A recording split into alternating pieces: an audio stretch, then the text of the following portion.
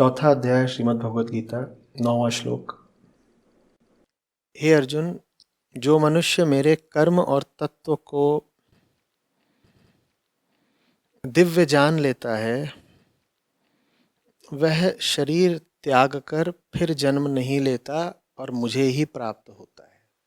तो कह रहे हैं कि श्री कृष्ण को तत्व से जानने की बात मुझे स्पष्ट नहीं हो रही है। जो उन्हें तत्व से जान लेता है वह उन्हें कैसे प्राप्त हो जाता है, इस बात को समझाने की कृपया अनुकंपा करें।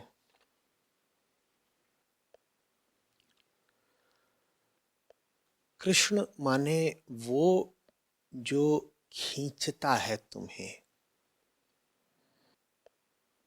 जिसमें बड़ा कर्षण है, वो है कृष्ण। यहां से शुरुआत कर लें। ठीक। कृष्ण कौन? जो खींचता है। अब कृष्ण तो सबके कृष्ण है। ऐसा तो नहीं कि वो दो चार के कृष्ण है और दो चार के लिए कुछ और है। और हम कह रहे हैं कृष्ण वो जो खींचता है तुम्हें। तो फिर कृष्ण को वो एक चीज होनी पड़ेगी जिसकी ओर सारी मानवता खींचती है, क्योंकि कृष्ण किसके हैं? सारी मानवता के।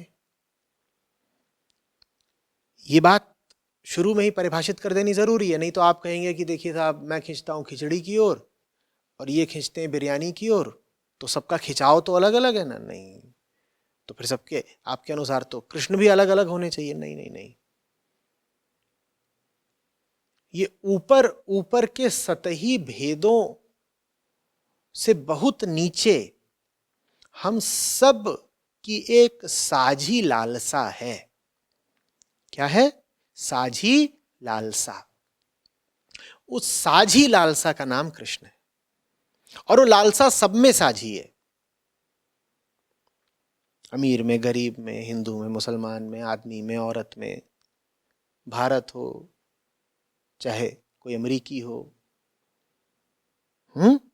आज का हो चाहे बहुत पीछे का हो, और चाहे आगत हो।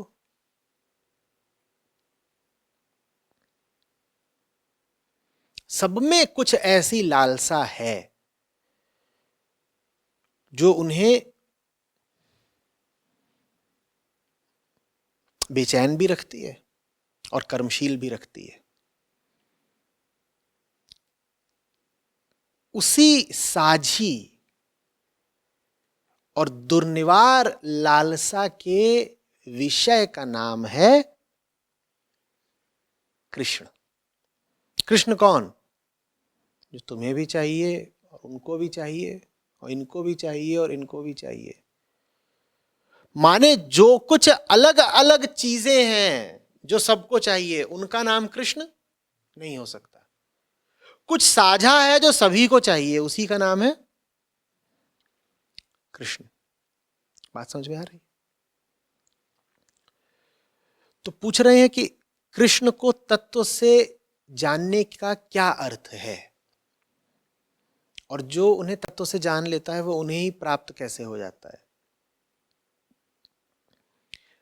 कृष्ण को तत्व से जानना और कृष्ण को प्राप्त हो जाना बिल्कुल एक ही बात होंगे अनिवार्य रूप से। कैसे? देखते हैं। तो हम सबकी कोई साझी लालसा है, और वो लालसा किसी की पूरी होती भी नहीं दिखती। दुनिया में जिसको देखिए वही जरा अतृप्त है, अपूर्ण है, कह रहा है नहीं अभी कुछ कमी तो रह गई है। कोई हो जिसने कुछ ना पाया हो जीवन में, वो भी कहता है कमी। और कोई हो जो बड़ा उपलब्धिशाली हो, वो भी यही कहता है कमी कमी। जो बाहर बाहर ये दिखा भी रहा हो कि उसने ये अर्जित कर लिया, ये पा लिया, यहां पहुंच गया, वो भी जब अपने अकेलेपन में होता है, एकांत में सोने जाता है, तो उसके भीतर भी उसे कुछ कचोटता है। क्या? कमी। बात अभी बनी नहीं, कमी कमी कमी। ठीक है।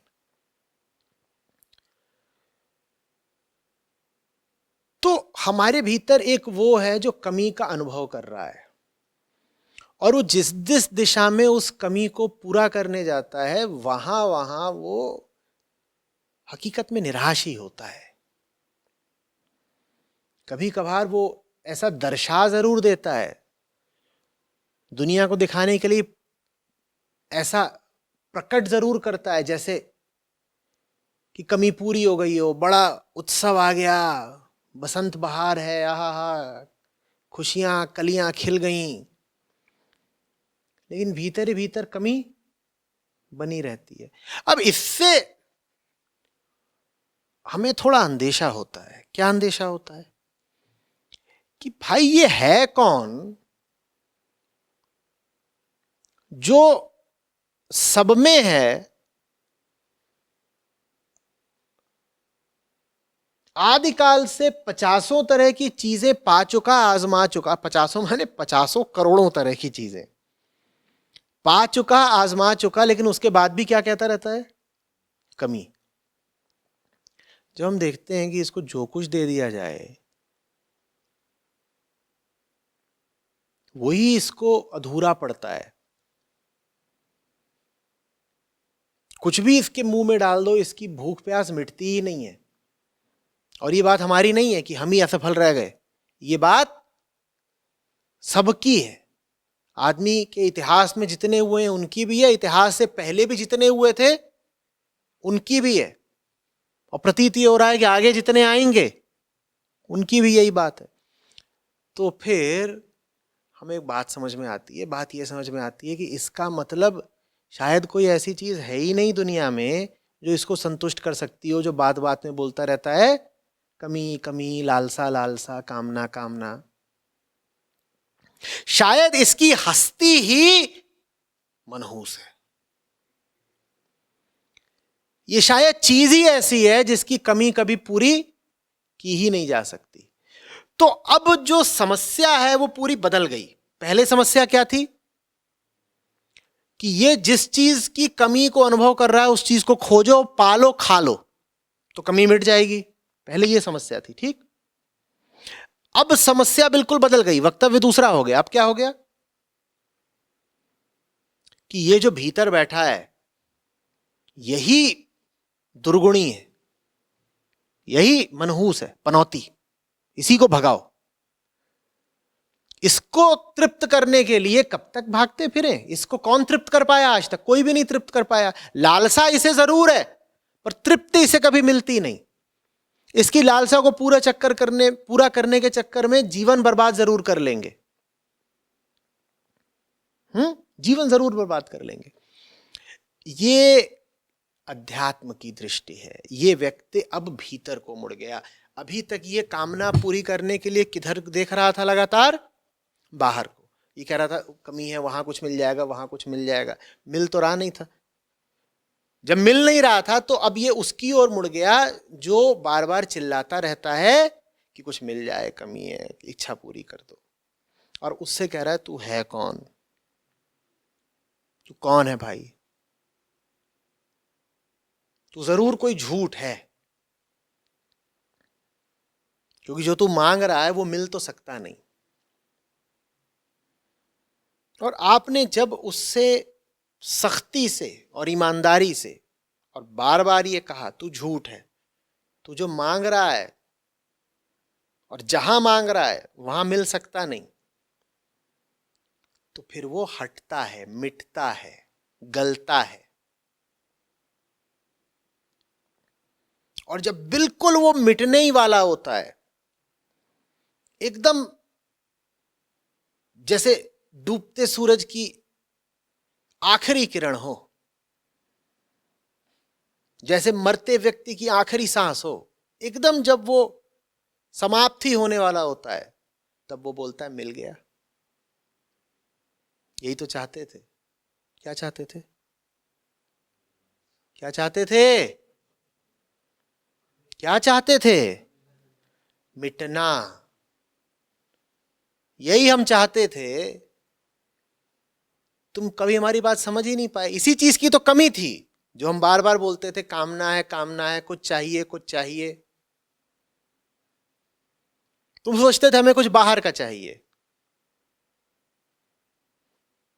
तुम सोच रहे हो कि हमें कुछ पाना था। हमें कुछ पाना नहीं था, हमें तो मिटना था।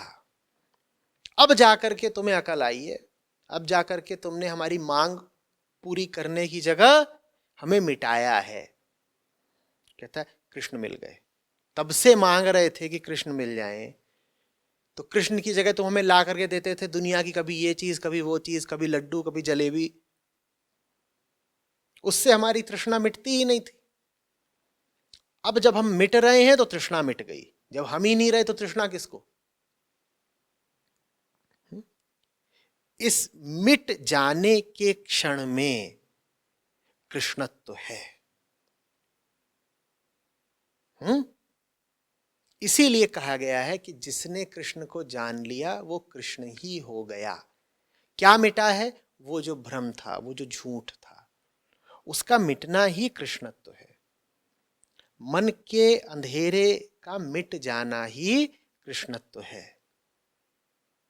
मन की माया के सब प्रपंचों को, छलावों को जान लेना ही साधना है। हमने अपने ही लिए भीतर जो उपद्रव खड़ा कर रखा है, हमने अपने ही लिए जो पिंजरा बनाया है, उसको तोड़ देना ही साधना है। टूटने के बाद जो खाली आकाश बचता है, वृहद, अनंत, साफ, बिल्कुल कुछ है ही नहीं। कोई ऐसी चीज ही नहीं जो परेशान करती हो, कोई ऐसी चीज ही नहीं जो रोकती हो, कुछ ऐसा है ही नहीं जिसको लेकर के बार बार विचार करना पड़े। वही कृष्णत्व है। बात समझ में आ रही है? आत्मज्ञान और सांसारिक ज्ञान में यही अंतर है। दुनिया का ज्ञान दुनिया से अलग रहकर हासिल किया जाता है। आप यहां बैठे हो और आपको इस दीवार का ज्ञान लेना है, तो आप अलग, दीवार अलग, ज्ञान ले लिया, आप दीवार के ज्ञानी हो गए, लेकिन रहे आप दीवार से अलग ही। ठीक है ना? आध्यात्मिक ज्ञान बिल्कुल दूसरा होता है। आध्यात्मिक ज्ञान का विषय मुक्ति है। सांसारिक ज्ञान का भी क्या विषय था? दीवाल। आध्यात्मिक ज्ञान का एकमात्र विषय क्या है? मुक्ति। मुक्ति का ज्ञान मुक्त हुए बिना नहीं मिल सकता। तो अध्यात्म में जानना ही पाना है, और जिसको जानते हो वही हो जाते हो।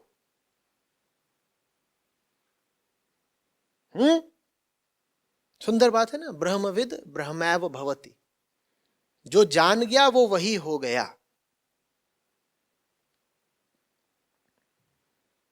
अपने को बचा कर नहीं जान पाओगे, मिटा कर जानना पड़ेगा। अपने को बचा रहे हो तो उसी को बचा रहे हो जिसने कसम खा रखी है कि मैं तो जानूंगा नहीं, क्योंकि मेरा अस्तित्व ही है अंधकार में, अज्ञान में, न जानने में। अपने को बचाना माने न जानने को बचाना। जानने के लिए फिर इस न जानने वाले को ऊर्जा देनी छोड़नी होगी, इसके झूठ का पर्दाफाश करना होगा, इससे दो चार सख्त सवाल पूछने होंगे। ये अपने आप फिर भग जाता है, मिट जाता है। हमारी बात समझ में?